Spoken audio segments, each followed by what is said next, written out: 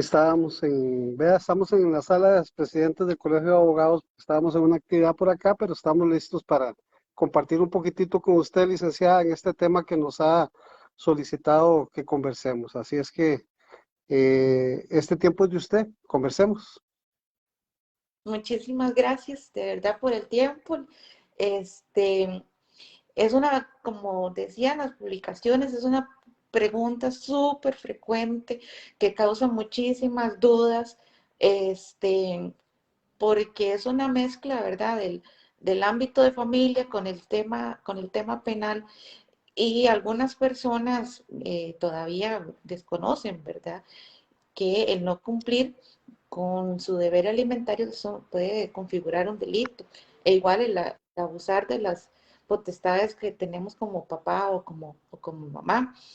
Entonces, tal vez podríamos empezar por ese aspecto, definir qué es la autoridad parental, que en vieja, ¿verdad?, nomenclatura conocíamos como la patria potestad, ¿verdad?, que era el término más popular, por decirlo de esa forma.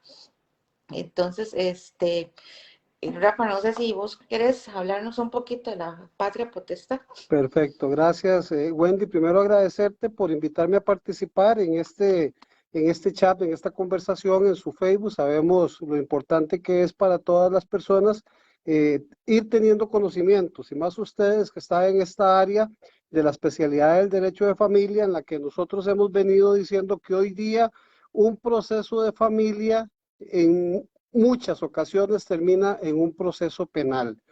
El 90% de los procesos de violencia doméstica, de acuerdo a lo que establece la Ley de Penalización de Violencia contra las Mujeres, terminan en un proceso penal. Y en estos dos temas en los que usted me ha permitido que conversemos y que expliquemos un poquitito relacionados con lo que es la autoridad parental y el incumplimiento de los deberes alimentarios como delito, específicamente. De aquí es que yo, Exacto. dentro de mi área penal y dentro del poquito conocimiento que tengo dentro del área de familia y en la especialidad de ustedes, vamos a tratar de conversar para que quienes nos están escuchando comprendan. Yo digo de que la mejor manera de comunicarnos con los birnautas, con las personas que están en comunicación en el Internet, es hablando sencillamente. Sin embargo, hay algunos temas que sí tenemos que tocar. Usted lo ha dicho, la autoridad parental, hoy día en el Código de Familia se habla de autoridad parental y es lo que la mayoría de las personas, los cristianos, como conocemos como la patria potestad. A nivel de la jurisprudencia, en materia penal se ha definido la autoridad parental como un conjunto de derechos y deberes que tiene el padre y la madre respecto a sus hijos. O sea, es en este caso el conjunto de obligaciones y derechos que tienen los padres sobre sus hijos, específicamente en esa relación que existe padre-hijo. Posee, de acuerdo a lo que establece nuestra jurisprudencia, tres elementos o tres aspectos que tenemos que considerar. Uno es el aspecto personal, que incluye los deberes y derechos de la guardia, crianza y educación. Un aspecto de carácter patrimonial, que es la potestad no irrestricta de administración de los bienes del menor. Y por último, un aspecto referido a la representación del menor, a la representación del menor desde el punto de vista de que por su falta de capacidad o de legitimidad para poder actuar por sí mismo, tiene que ser representado por sus padres o por quienes tienen su guarda, crianza, su tutela, su curatela en su oportunidad. Y estos derechos y deberes, dice la norma o dice la jurisprudencia, que tienen que ser ejercidos de manera constante, diligente y oportuna, velando siempre y considerando el interés superior de la persona menor de edad. Eso es un resumen básico de lo que nosotros debemos entender por autoridad parental, y ahí están los tres conceptos que ustedes, los especialistas de derecho de familia, amplían hacia las personas. Esto nos conlleva, Wendy, a que efectivamente dentro de esos tres elementos hay obligaciones que tienen que cumplir los padres relacionadas con la guardia crianza, con la educación y con la administración, precisamente de los bienes del menor de edad. Sí, es que es una duda de que las personas creen que cuando la pareja se separa, la autoridad parental la confunden con la guarda, ¿verdad?, de las personas menores de edad, y aunque papá y mamá no convivan juntos, sigue siendo compartida. Ambos tienen deberes y tienen derechos. No solamente la persona que se queda a cargo de los hijos, sino que ambos van a compartir los otros dos atributos que vos precisamente mencionabas, el de la crianza y la educación. Modernamente en el derecho de familia se abre la guardia compartida, pero todavía es un tema que en Costa Rica da un poco de miedo, ¿verdad? Algunas personas juzgadoras todavía no se animan del todo a fallar ahí. El Tribunal de Familia sí recientemente emitió incluso un voto accesible, ¿verdad? Para las personas menores de edad, muy bonito, donde habla sobre la guardia compartida. Pero, bueno, ¿qué sucede, Rafa, para que nos contés cuando alguno de los dos no hace un buen ejercicio de la autoridad parental?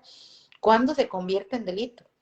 Es muy importante, Wendy, lo que usted ha dicho. O sea, tenemos que tener claridad de que cuando los padres viven con sus hijos, pues en ese entorno de familia, en esa unión, se ejercen todos estos derechos. La mayoría de los conflictos que se generan a nivel de materia penal, a nivel de familia, a nivel de violencia doméstica, surgen a partir del momento en que hay una separación, en que esa unión de familia ya dejó de ser unión, en que esa convivencia ya dejó de ser convivencia y se convierten los hijos en el mayor de los botines que tienen que distribuirse o que tienen que repartirse las partes. Yo he dicho siempre, y no es una situación en la que nosotros estemos indicando que sea una frase propia, pero siempre hemos establecido que los que se separan son los padres, los hijos se quedan. Y entonces tenemos que tener mucho cuidado precisamente en esa separación que va a pasar con nuestros hijos. Esa autoridad parental que hemos indicado que se otorga a las personas adultas significa que las personas adultas ejercen respecto a las personas menores de edad un poder que deriva de la obligación de protección de las personas adultas tienen hacia los niños, las niñas, los y las adolescentes. Esto significa también, Wendy, que ese poder no es arbitrario y que cuando las personas adultas abusan de él, ese poder deja de ser legítimo y este abuso constituye una violación a los derechos. Por eso es que nuestro Código Penal, en este caso, establece precisamente el delito de incumplimiento de abuso de la patria potestad. Y generalmente no es muy aplicado, no es muy conocido. Los abogados de familia que están inmersos en estos procesos generalmente no buscan la posibilidad de que cuando hay un hecho que se configura en un delito por este abuso de la patria potestad, sea investigado por parte de la fiscalía. Y las fiscalías en muchas ocasiones no toman razón de estos hechos delictivos que tienen algunas características. Nuestro Código Penal, en su artículo 188, dice, y lo leo textualmente, Wendy, para que conozcamos ciertamente este delito, dice que será penado con prisión de 6 meses a 2 años y además la pérdida e incapacidad para ejercer los respectivos derechos o cargos de 6 meses a 2 años el que incumpliere o abusare de los derechos que le otorga el ejercicio de la patria potestad. Veamos que nuestro código todavía establece la patria potestad, la tutela o la curatela, en su caso con perjuicio evidente para el hijo, pupilo o incapaz. O sea, aquí tenemos de que efectivamente existe una obligación de cumplimiento de los derechos que reviste esa autoridad parental. Desde que estábamos hablando de la guardacrianza, de la alimentación, de la administración de los bienes, de la educación del menor y de que en este caso se tiene que cumplir, y siempre decimos como un buen padre de familia, con todos esos derechos que se tienen. Si hay un incumplimiento, si hay un abuso de esta autoridad parental y si efectivamente se hacen perjuicio de los derechos de la persona que le asisten estos derechos, pues entonces se puede configurar el tipo penal que establece la norma. Y si nosotros determinamos de que hay un abuso de esta autoridad parental, de que se está incumpliendo con ellos, tenemos toda la posibilidad de que quien se vea perjudicado presente una denuncia ante la fiscalía y la fiscalía está en la obligación de investigar para ver si se configuran los elementos objetivos y subjetivos del tipo penal. El elemento objetivo es precisamente esa relación de guardia, de tutela, de autoridad parental que existe de una persona hacia la otra, y el elemento subjetivo es que se incumpla de manera deliberada con esta obligación y que se cause un perjuicio a la persona menor de edad. Entonces, pueden haber multiplicidad de situaciones. Veamos el caso, el padre y la madre administran los bienes que tiene el menor de edad. El menor de edad puede ser objeto de adquirir bienes y estos bienes pueden ser objeto de administración.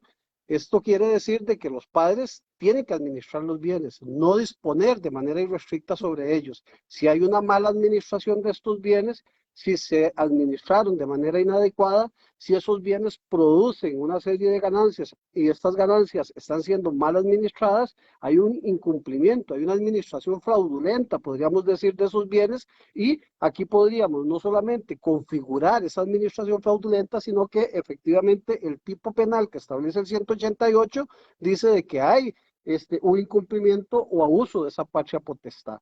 Esto es un tipo de delito que puede configurarse. Otro ejemplo clásico es, bueno, los padres tenemos el derecho de guardar o de velar por la educación de nuestros hijos. Ahora, esta educación efectivamente tiene que plantearse bajo una serie de medidas de carácter disciplinaria, siempre y cuando estas medidas disciplinarias que nosotros estamos teniendo sobre las personas que están a nuestro cuidado, sobre nuestros hijos, sobre los menores, sobre los adolescentes, no sean medidas que provoquen algún daño a ellos. Dicen que nosotros podemos llamarle la atención, podemos castigarlos, podemos infligir algún tipo de castigo o de reprimenda, pero que este castigo no puede ser un abuso o no puede ser un castigo que genere un daño a la persona menor de edad y que inclusive provoque alguna lesión. El caso de que hagamos un uso inadecuado, nosotros conocíamos que antes a nosotros nos chancleteaban, nos daban fajazos, hoy día no podemos hacer eso, pero tenemos casos en donde ciertamente el Patronato Nacional de la Infancia, un menor de edad, ha recurrido ante la autoridad judicial porque ha sido sujeto de un castigo inadecuado y además de que hay un abuso de esa autoridad parental, se genera algún tipo de lesión que puede constituir inclusive el delito de lesión con arma, porque se da alguna lesión de carácter leve o inclusive hasta algún tipo de incapacidad. Este tipo de hechos relacionados con las obligaciones que se tiene en esta autoridad parental son los que generan este tipo de delitos, Wendy. Sí, esto de a mis hijos los educo yo, ya no es entonces una situación irrestricta. O sea, puedo educarlos, pero no puedo flagelarlos, ¿verdad? Ni violentar sus derechos.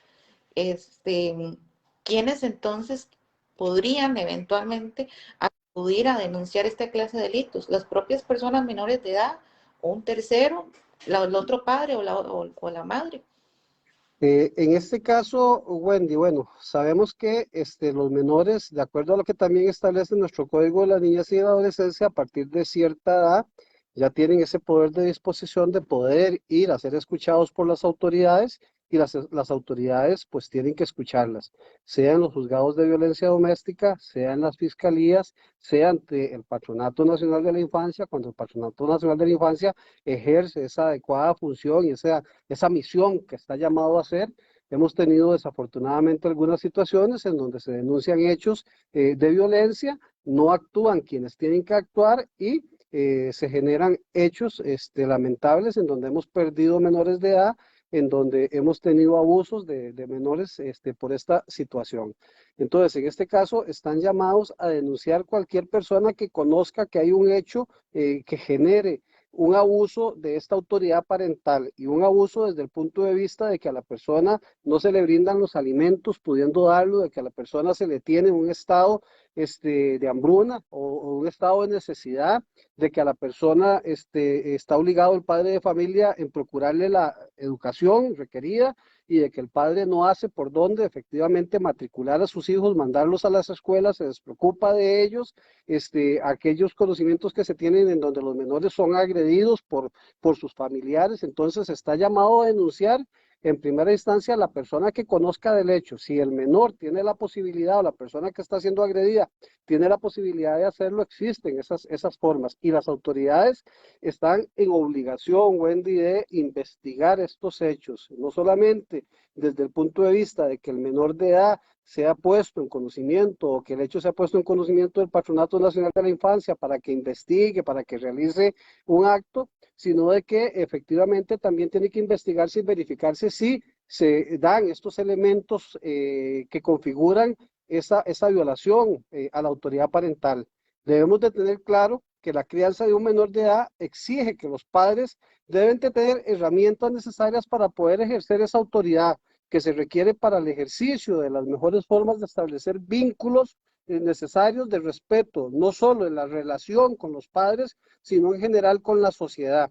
Herramientas que están acuerpadas no solo desde la óptica jurídica, sino más allá en los aspectos de tipo social y psicológicos que involucran inclusive, Wendy, las necesarias terapias para todos los actores de la forma en llevar a cabo el ejercicio de este derecho que se les está dando. Y entonces es importante que las personas que ven vulnerados estos derechos los denuncien, pero más importante aún que se investiguen y que las autoridades que tienen conocimiento de ello efectivamente así lo hagan. Y aquí no solamente estamos hablando de menores de edad, estamos hablando de niños, niñas, adolescentes, pero también estamos hablando de adultos mayores que están bajo el contexto de una autoridad parental y que están bajo el cuidado de alguien. Estamos hablando de aquellas personas incapacitadas que están también bajo esa autoridad parental de alguien y que se puede generar esa violación o ese hecho delictivo que nuestra ley penal constituye y que tiene que ser investigado.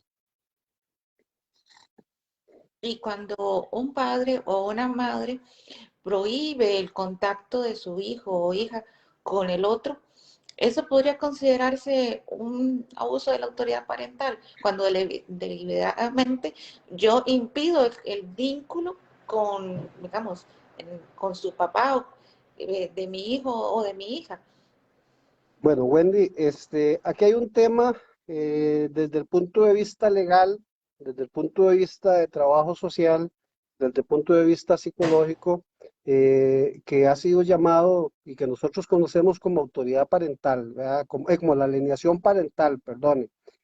Aquella posibilidad de que un padre ejerzca ante el menor alguna condición para evitar que estos derechos que tiene el otro padre se vean disminuidos. Aquel padre que teniendo la obligación de cumplir con un régimen de comunicación y contacto, lo que conocíamos como el régimen de visitas, no lo cumpla. Aquel padre que está sujeto a que solamente puede ver a sus hijos si paga la pensión, si la paga a tiempo o aunque no teniendo pensión si colabora. Y es que el pago de una pensión no genera ese derecho que tiene el padre o que tienen más bien los hijos de comunicarse con sus padres.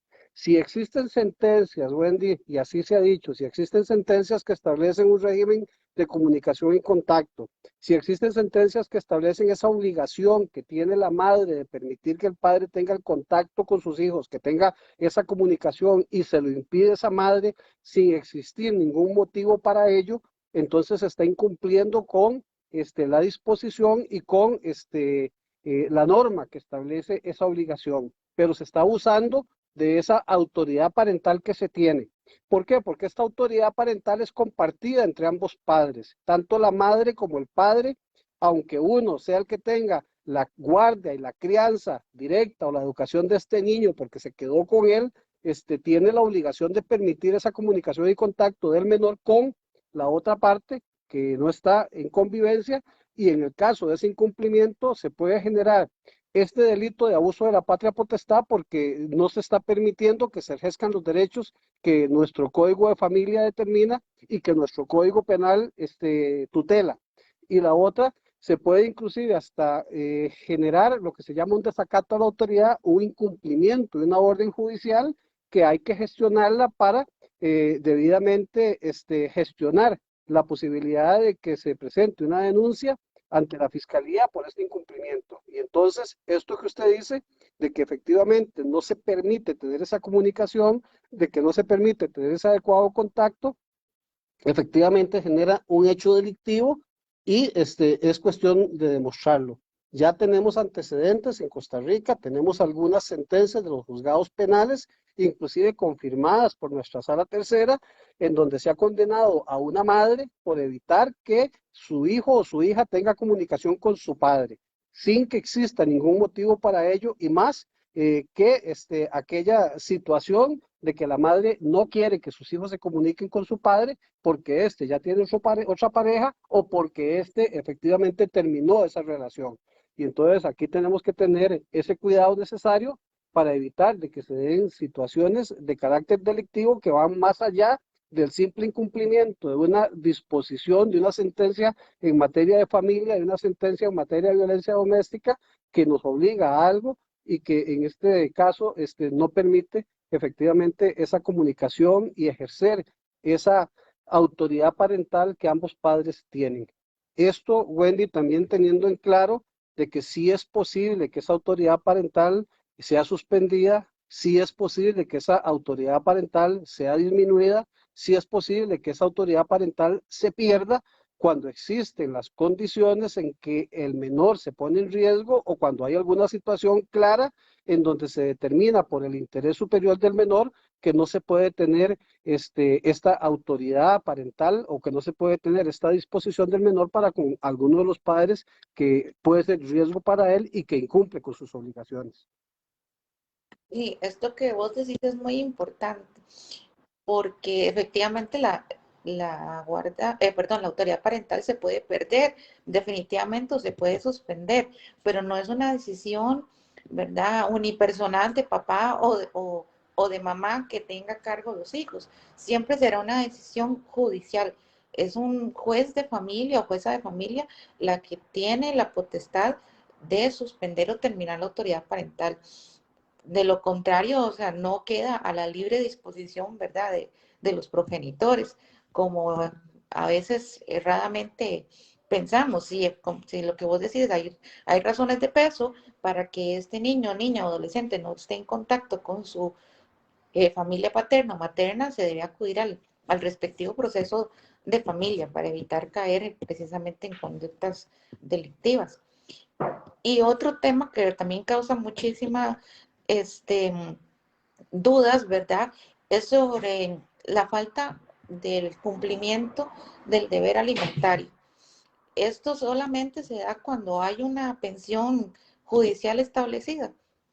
Wendy, previo a ingresar al tema del delito del incumplimiento del deber alimentario, es importante que a las personas que nos están escuchando que les quede claro que la norma que especificamos, el artículo 188 de incumplimiento o abuso de la patria potestad, comprende dos tipos de acciones, el incumplimiento y el abuso de los derechos. O sea, el incumplir esos derechos que se tienen en la patria, en la autoridad parental, y dentro de ese incumplimiento está inclusive el no brindar los alimentos, el no brindar la educación, el no hacer una buena administración y el abuso de esos derechos. Por ahí, alguna sentencia en algún momento decía de que si bien es cierto, los padres tienen la posibilidad de educar y tienen la posibilidad de velar por esa educación, que este derecho irrestricto no es un derecho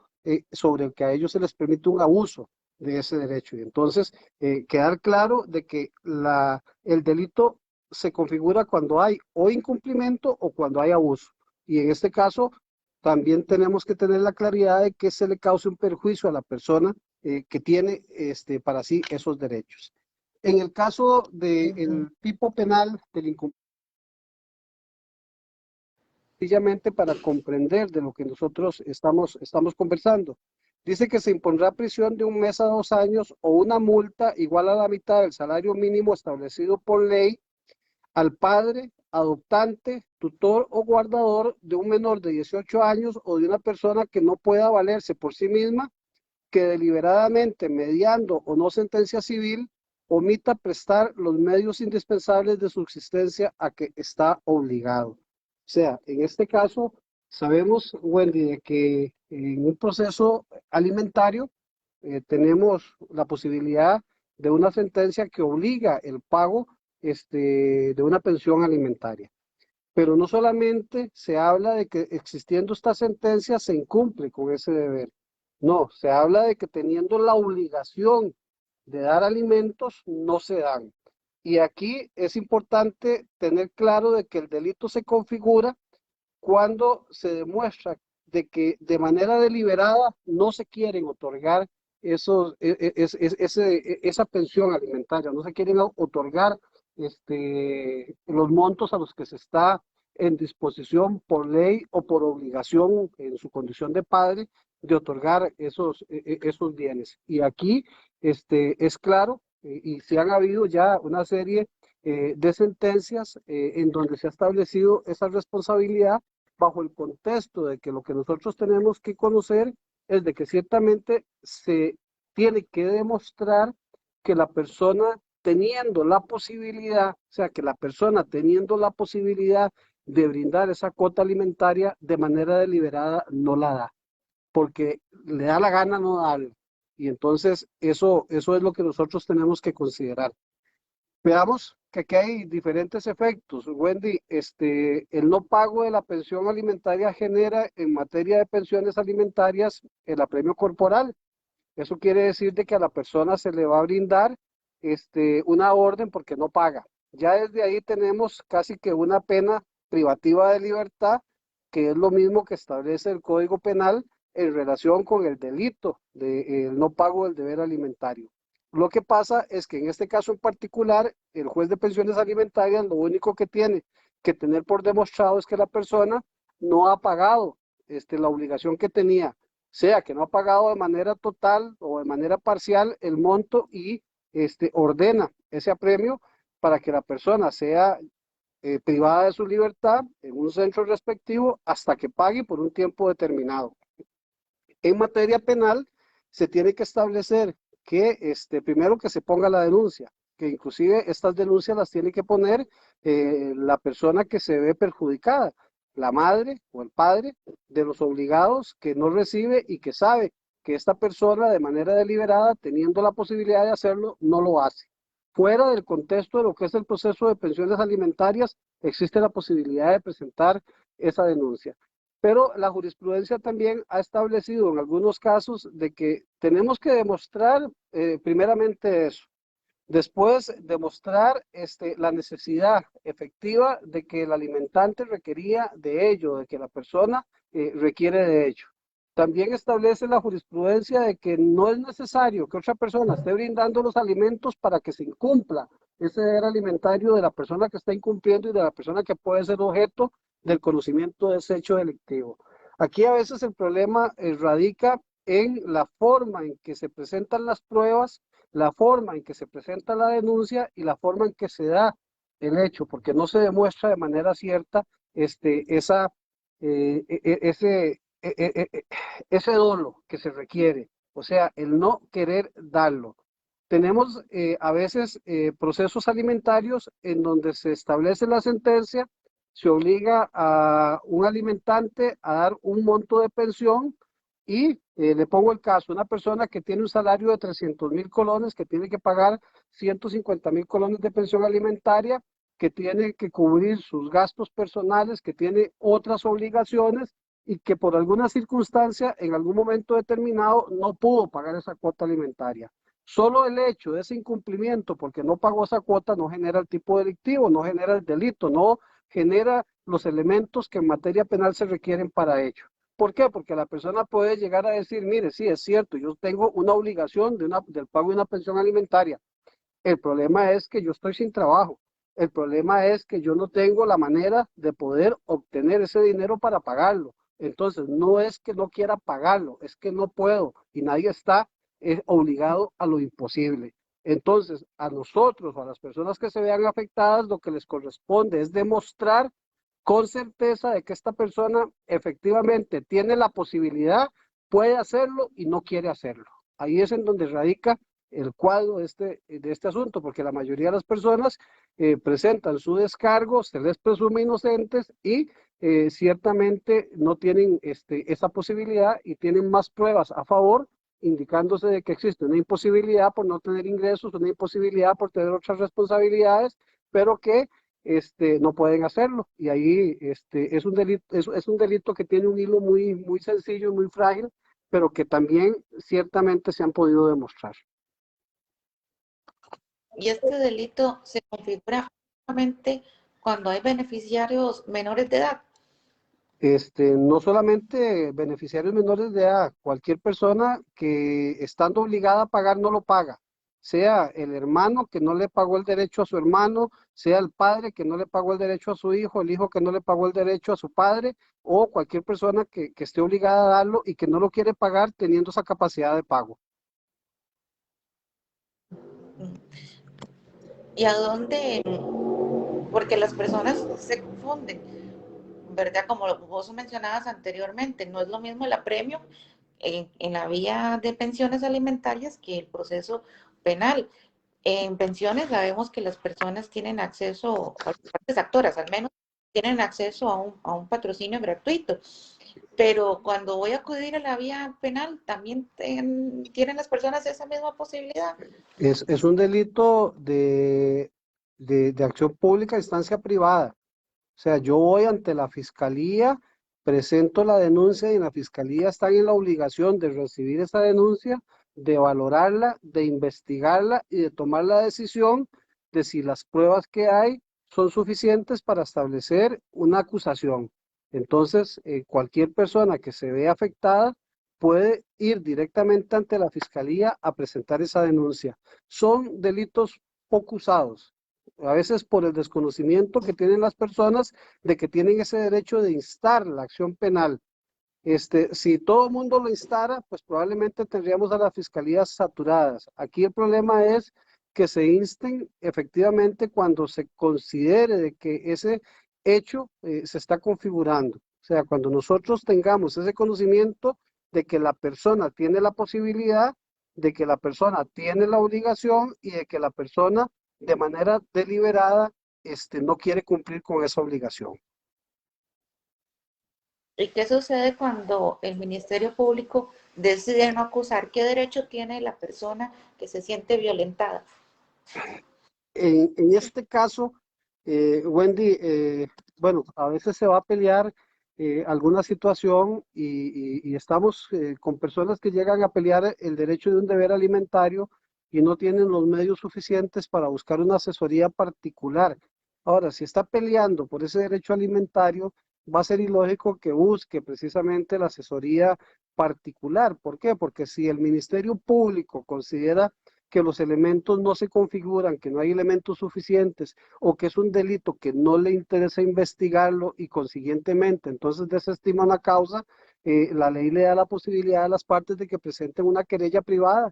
Y entonces no solamente el proceso puede instarse de manera pública con la fiscalía, sino de que si la otra parte considera de que el hecho delictivo se da, puede presentar una querella y se está en obligación de continuar con esa querella. Será un juez el que determine si los elementos suficientes de convicción tienen que ser conocidos en el plenario o un juicio para que con el desahogo de la prueba, para que con las pruebas pertinentes se determine si se configura o no se configura el tipo.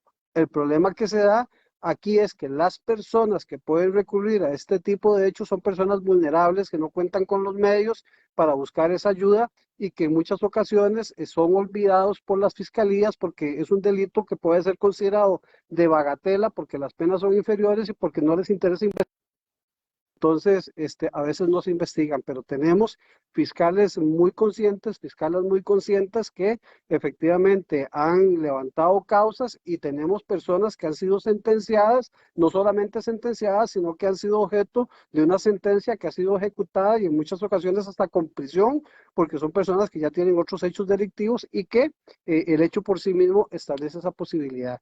Ahora, son hechos que también por el monto de la pena en muchas ocasiones tienen también medidas diversas a la prisión y al juicio. Y entonces solo la presión de tener un proceso de carácter penal que le puede representar una sanción penal hace que la persona quiera cumplir mediante una medida de justicia restaurativa, mediante una medida de conciliación, mediante la reparación del daño y ahí se obtiene el objetivo que se quería con ello, y el objetivo es que la persona cumpla con su deber alimentario. Toda persona acusada por este delito, entonces no necesariamente deberá ir a descontar una pena de prisión.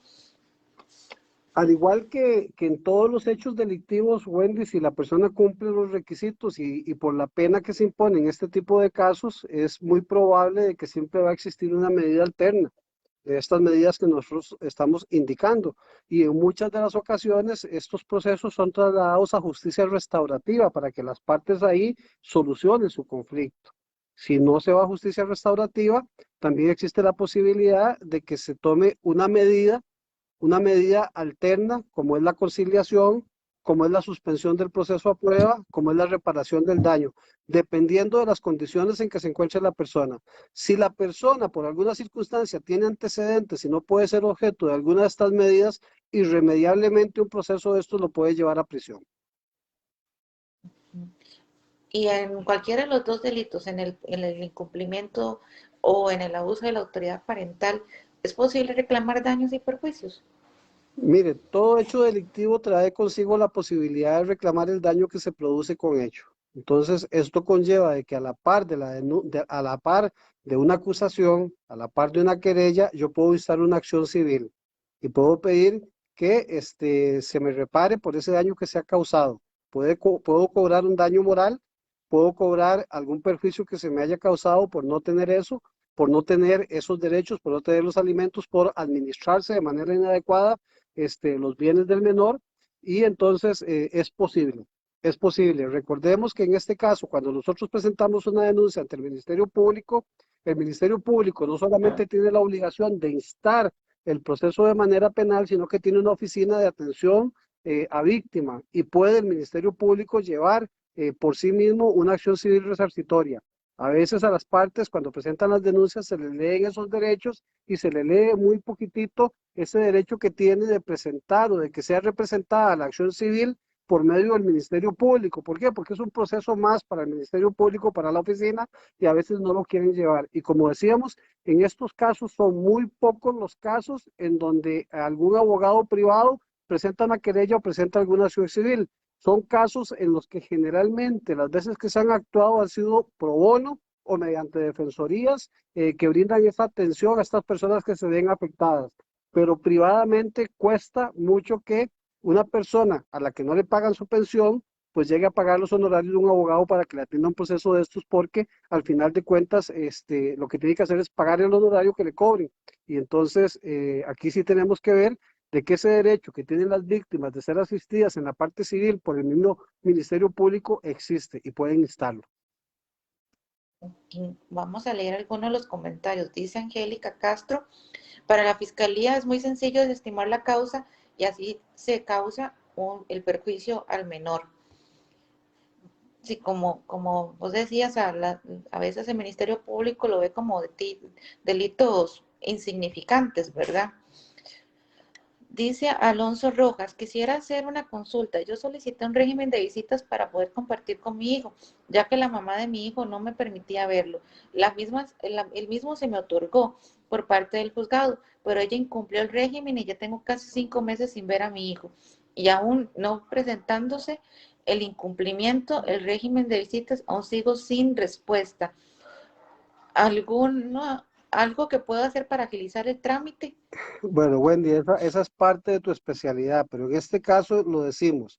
Si hay una sentencia que establece esa comunicación y contacto, estas visitas, y ya estaba establecida esa obligación de la madre de permitir esa comunicación y no lo quiere cumplir, lo que tiene que hacer el padre que se ve afectado es informarle al juez que lleva el proceso que ha habido un incumplimiento. El juez va a llamar a las partes para verificar si ese incumplimiento se da o no se da. Esto es una forma de saber si se cumple o no se cumple. El juez va a prevenirle al incumplidor que cumpla, y en el caso de incumplir, tiene que prevenirle de que si no cumple, pues que se va a levantar una causa por desobediencia a la autoridad. Esto es primero en las prevenciones que requerimos para ello. La otra forma de instar esta situación es que con esa sentencia, con esa obligación que tiene la otra parte de permitirme ese acceso, yo puedo pedir a la autoridad policial cercana que me acompañen para que levanten un acta que se demuestre de que yo fui y que la otra persona, estando en el lugar, no permite que se dé esa comunicación. Ya eso es una prueba para decirle al juez, mire, yo fui y aquí se está incumpliendo y la autoridad está dando fe de ello. Entonces el juez va a prevenir, va a obligar y va a establecer que se dé ese cumplimiento adecuado. Si el juez determina que hay incumplimiento y previene que se haga, so pena de levantar esa causa, tiene que notificarse y ahí automáticamente nosotros podemos pedir que se testimonien las piezas ante la fiscalía para que se levante por el delito de incumplimiento. E igual manera, si yo considero de que ciertamente se está incumpliendo esa autoridad y ese derecho que yo tengo, con esta misma situación que tiene esta persona, puede ir a presentar la denuncia ante la fiscalía indicando, tengo una sentencia que me da esta obligación, la otra parte no quiere cumplir, me está provocando un daño, está haciendo abuso de su autoridad parental, quiero que se investigue. Probablemente la fiscalía va a instar a la otra parte y esto va a llevar a que la otra parte pues tal vez ponga de su parte y efectivamente permita esa comunicación que se requiere de este padre con sus hijos. Por ahí Wendy veía el caso de la pregunta que hace Angélica Castro, ¿qué pasa cuando el padre traspasa los bienes? Bueno, si se demuestra que de manera deliberada se está haciendo un traspaso de bienes para sustraerse de estas obligaciones porque el bien es ganancial, puede haber un delito de carácter penal, o sea, hay una falsedad, hay un traspaso que se hace para ocultar, inclusive a nivel de familia se puede instar alguna situación para determinar de que ese traspaso se hizo tratando de evadir los derechos gananciales que se tienen y se puede pedir que se devuelva esa situación y que a nivel de familia también en el proceso respectivo se investigue. Pero si yo veo de que el hecho que se está haciendo es de manera fraudulenta, presento la denuncia bajo el contexto de las pruebas que tengo para que la fiscalía investigue y determine si se configura el tipo penal de la falsedad y del fraude que nosotros estamos indicando que se está dando con esta situación. Sí, aquí es posible en ambas vías, ¿verdad? Un fraude de simulación como en la parte penal y pedir incluso la nulidad de traspaso en la vía de familia. Rudy Morales pregunta y se consulta, ¿la madre puede obligar al padre a ver a sus hijos solo en la casa sin el derecho de poder sacarlos o ver a su abuelo? Bueno, igual esos son un aspecto más de familia. Y como yo siempre le digo a las personas, cada familia es diferente, así que cada solución también lo es. No existe un único, ¿verdad?, parámetro para saber qué es lo que más le conviene a esa persona menor de edad. De ahí la importancia del proceso y aportar al expediente todas las pruebas que sean necesarias para conocer cuál es ese contexto familiar y qué será lo más pertinente. Angélica dice, el padre de mi hija 4 meses antes de cumplir 71 años traspasó sus bienes. Dicen, y a sus hijas mayores de edad y dejó de pagar la pensión y como no corre la orden de apremio, era lo que ahorita vos comentabas, que es un fraude de simulación, eventualmente, ¿verdad? Inclusive ahí puede Si haber se un abuso lograra. de esa autoridad parental porque él, a pesar de que tiene la libre disposición de sus bienes, lo está haciendo para evadir esa responsabilidad que tiene de manutención para con el menor de edad. Wendy, en Sí, este porque se caso, hizo. lo que decía la persona de si una madre puede exigir cómo se dé el régimen, la gente tiene que tener claro de que en estos casos en particular, cuando se plantea un proceso de comunicación y contacto, lo primero que hace el juez es llamar a una audiencia de conciliación para que las partes se pongan de acuerdo. Ahora, cada caso en específico es diferente. Sería ilógico que una persona pretenda que le den a un recién nacido para que se lo lleve a su casa un fin de semana cuando este recién nacido es lactante y requiere de ese contacto directo con la madre y que solamente lo pida por el hecho de querer molestar o de querer causarle la molestia a la madre. Entonces, también los jueces y las partes tienen que ver cada caso que se da de manera independiente. Tenemos que ver si la persona que quiere tener el contacto es una persona apta para tener ese contacto, si no se está poniendo en riesgo porque existía algún antecedente que indique de que hay riesgo para la persona menor de edad, o a veces la madre que dice, mira, el problema que tengo es que el único momento en que el padre quiere tener a sus hijos es cuando los hijos tienen ese momento de estudio, de educación, de tareas y es imposible. Entonces, hay que buscar acuerdos porque lo importante es saber que este derecho de comunicación y contacto no es un derecho del padre, es un derecho de los niños. Esto es lo que tenemos que comprender. Es, si bien es cierto, nuestra legislación nos da ese derecho a nosotros como padres de tener ese contacto, pues es el derecho del niño de comunicarse con ambos padres de manera irrestricta y sin que exista ninguna situación por parte del otro padre que impida esta comunicación o el pleno derecho de esa autoridad parental que se tiene para con ellos. Y muchas veces he escuchado comentarios como, es que el niño no habla, es que usa pañales, o verdad, pero ciertamente tal vez el papá o la mamá, ¿verdad? No va a llevarse el niño todo un fin de semana, pero eso no impide que pueda tener un contacto, ¿verdad? Con su hijo o con su hija. Hay que ajustarse a las necesidades de la persona menor de edad, pero nunca será una excusa el que sea un bebé para que no pueda tener contacto con su hijo, siempre y cuando, ¿verdad? Dentro de los parámetros de lo que sea mejor para ese niño o esa niña, porque lo he escuchado muchas veces, es que está muy bebé para que el papá lo cuide, ¿verdad? Eh, pero no sé, deberíamos empezar como vos decís, a llegar a acuerdos sin necesidad de judicializar todos los asuntos de familia, porque los procesos se vuelven desgastantes y las familias terminan, ¿verdad?, con más conflictos que del que empezaron. Sí, mire, ahí Sí, una persona nos dice, el papá de mi hija no quiere salir de mi casa los días de visita y se autoriza de cosas él solo, además de que me empezó a dar pensión voluntaria hace 3 años. Mire, tiene que haber una, una comunicación clara sobre ese derecho que se tiene a la visita. O sea, si ya la persona no vive en esa casa de habitación, él no puede exigir de que la visita se haga en esa casa de habitación. Y si se hace en esa casa de habitación, tiene que respetar las reglas de las personas que viven en esa casa de habitación. Entonces, aquí puede haber un abuso de esa autoridad parental porque todavía quiere ejercer ese derecho que supuestamente pudo haber tenido cuando era pareja o cuando vivía en ese hogar. En este caso se tiene que poner las reglas y se tiene que discutir si existe un inconveniente de la forma en que se está realizando. Aquí lo importante sería instar ante el juez que dictó esa sentencia para solicitarle una audiencia para efectos de conversar al respecto de ello y poner en claridad cuál es la condición en que se puede dar esa visita. Y si es una visita supervisada, pues es otra cosa. Pero si es una visita en donde el padre se le dice, mire, usted tiene derecho a estar en la mañana del sábado en la casa y él solo quiere estar metido en la casa de la otra parte para ver qué se está haciendo, pues es diferente. Pero que también la otra parte conozca de que esa relación es también respetando los derechos de la otra parte, respetando la privacidad y respetando cualquier situación que no genere un abuso de esa autoridad parental.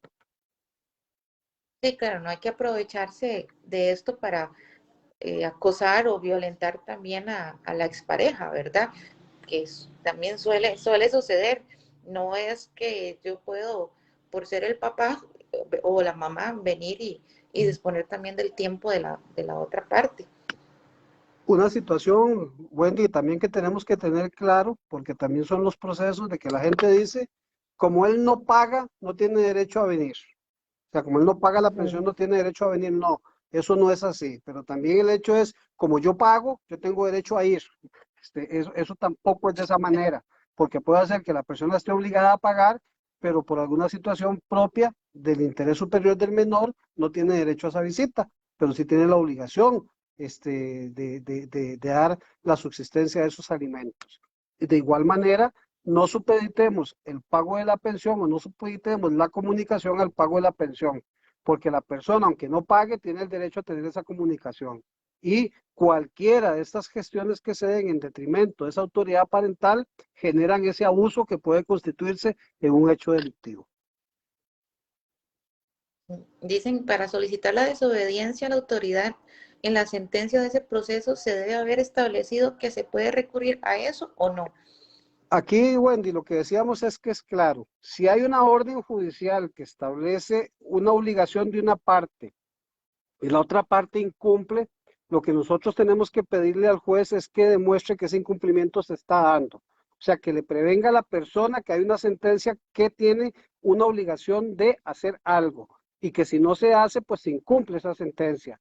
Entonces, yo tengo que comunicarle al juez que se está incumpliendo para que el juez prevenga el cumplimiento. Si prevenido ese cumplimiento no se da, puedo pedirle al juez que testimonie las piezas y que determina ante el Ministerio Público la posibilidad de que se investigue ese delito por incumplimiento o que inclusive se investigue ese delito por el abuso de la patria potestad, de la autoridad parental o por el incumplimiento del deber alimentario. Dice, la visita supervisada se adquiere solamente por alguna causal de violencia o algo así. No necesariamente, o sea, hay situaciones en que se dan visitas supervisadas porque los mismos padres tienen alguna condición especial que hacen que primeramente se dé. Aquí, generalmente en estos casos, lo que hace el juez de familia es pedir que trabajo social realice un estudio de carácter y psicología de carácter psicosocial para determinar las razones por las cuales se requiere que esa visita sea supervisada. Puede ser que la madre tenga alguna condición o la madre de alguna información que a ella le genere este, sospechas de que la visita con el padre o de que en la comunicación de sus hijos con el padre puede causar algún perjuicio y entonces esto genere de que se empiece con una visita supervisada y dependiendo de los informes que se van dando, esa visita puede pasar a ser una visita común y corriente sin ningún tipo de supervisión, pero no necesariamente es que el menor esté en riesgo, sino que existe alguna sospecha que tenga que ser previamente investigada. E incluso también por alguna condición particular de la persona menor de edad. Por ejemplo, en una situación donde la niña tiene parálisis cerebral y pues todavía el padre no ha sido, ¿verdad?, entrenado, por decirlo de alguna manera, sobre los cuidados y qué hacer si la niña sufre una crisis. Ahí todavía no es pertinente que él se lleve a la chica, ¿verdad? Sin ningún tipo de supervisión, porque en caso de una emergencia médica con su hija va a necesitar apoyo. Pues no, como vos decís, no siempre es porque hay violencia, sino porque tal vez eso sea lo que incluso mejor le conviene a la persona menor de edad. Sí, sí, eso es parte de lo que ustedes efectivamente van trabajando. Sí, dice, si la mamá cambia de domicilio sin avisar o cambia el niño del kinder unilateralmente, podría haber un abuso. Mire, si lo que está haciendo es ocultando por esa posibilidad y esa obligación que tiene de brindar la comunicación y contacto, puede darse un abuso de esa autoridad parental.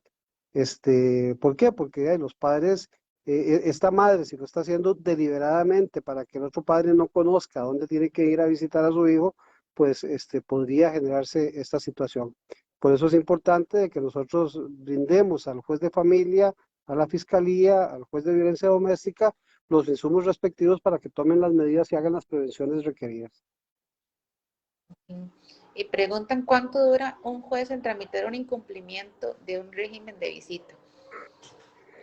Mire, desafortunadamente hoy día tenemos una mora judicial bastante elevada, dependiendo del lugar a donde se esté tramitando el proceso, dependiendo de cómo esté la situación y todavía ahora con la pandemia, en donde tenemos a muchos funcionarios haciendo teletrabajo, pues las situaciones se generan. Lo que se dice es, bueno, esté encima o esté detrás de su abogado, para que el abogado también esté dándole trámite a esa causa. Si no se cumple de manera adecuada con lo que hay, se pueden poner las diferentes quejas ante ante las diferentes autoridades judiciales internamente, ante la Contraloría de Servicios, o se pueden pedir lo que se llaman prontos despachos. Si al final de cuentas no se da respuesta, hasta un recurso de amparo ante la Sala Constitucional por no darse una justicia pronta y cumplida. O sea, todo esto siempre y cuando se demuestre de que se está accionando y de que efectivamente lo que existe es un atraso deliberado, inadecuado por parte de la autoridad judicial. Sí, ojalá pudiéramos saber, ¿verdad?, cuánto tiempo nos van a tardar en resolver. Sería una maravilla, pero también hay que recordar que no todos los despachos tienen la misma carga de trabajo. Entonces, en uno será más rápido y en otro será más lento. Y, y también de que primero hay una etapa previa, ¿verdad? En el Ministerio Público, no todo llega hasta el juez de penal, perdón. Sí, sí, eso es parte, Wendy, efectivamente no todo camina de la misma manera. Nosotros queremos justicia pronta y cumplida. Desafortunadamente, yo les digo muchas veces a los clientes que no es que el abogado es lento, no es que el abogado es lento, es que el trámite judicial es lento. Desafortunadamente, esos problemas tenemos. Hay mucha mora judicial, hay mucha gente pidiendo este tipo de procesos. Y en este caso en particular, pues lo que hay que estar es tratando de que efectivamente el abogado esté al tanto del proceso, de que esté instando, pero no solamente eso, Wendy, porque también tenemos muchas personas que acuden a un abogado a presentar un proceso y el abogado le dice a su cliente que el proceso está presentado y no se ha presentado. Si el abogado nos dice que el proceso está presentado y de que no ha habido trámite, bueno, pidamos el número del expediente y verifiquemos que ese expediente existe, pidamos una copia de ese expediente, pidamos la denuncia y si al final de cuentas el asunto es por inercia del abogado, presentemos la queja respectiva, pero lo que se quiere es que efectivamente los procesos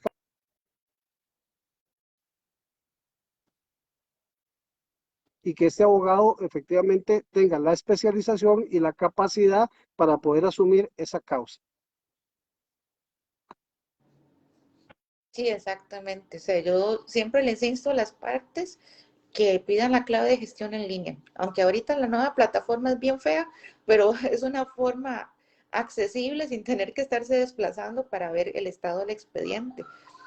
Sí, eso es efectivamente, que cada quien conozca su caso, conozca a su abogado y conozca cómo va cada proceso. Y es, oh, Rafa, de verdad, muchísimas gracias por el tiempo. Creo que ha sido un espacio muy provechoso, cortito, porque efectivamente hay mucho de qué hablar, ¿verdad? Pero creo que al menos en grandes términos ha quedado claro en qué se configura cada uno de los delitos y cuál es la forma en la que las personas que se sienten vulneradas en sus derechos deben actuar. Sí, muchas gracias Wendy por invitarnos. Yo creo que después podemos conversar poquito a poco, porque este es un tema que no se cubre en una hora, son temas que se cubren en mucho tiempo y más cuando tenemos a la gente consultando. Después se puede abrir un espacio para hacer consultas de manera directa con algún tema en específico y te agradezco y te felicito por este medio de comunicación que usted le da a los ciudadanos, no solamente para que conozcan sus derechos, sino para que conozcan qué es lo que deben de hacer en los casos en que son vulnerados. Muchas gracias y nosotros decimos que esta comunicación, esta información, lo que genera es gente con conocimiento para que nosotros evitemos como abogados también la mala praxis legal. Muchas gracias a todos y muchas gracias a usted, licenciada, por invitarme.